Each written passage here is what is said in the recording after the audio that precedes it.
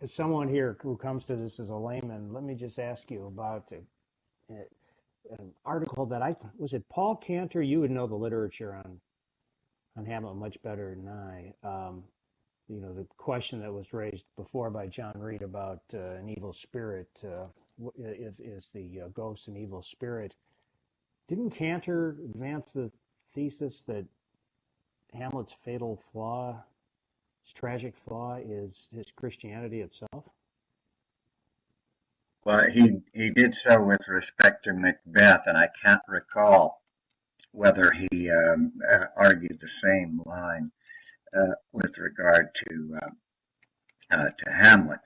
Uh, but from a Christian or an anti-Christian conception of human nature and moral responsibility, one possible alternative for Hamlet is what I suggested just a moment ago with respect to providence.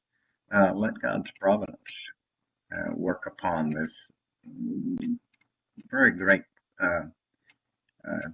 difficult problem, and do not set your course by supernatural revelations of a private character. So that's why I suggested that it may be of considerable significance that the other men there with Hamlet see something supernatural, but they don't hear. They don't hear the ghost. So they don't know all of these details. Even they don't even know them as reported. They haven't heard them, and so they don't even know them in order to put questions to ascertain whether they're true. Then there's a further difficulty with in any converse with supernatural beings, that there are two kinds of supernatural beings, and one has divine authority, but the other only demonic authority. Now, you look to Hamlet's response, and you can see that he's already considering that possibility.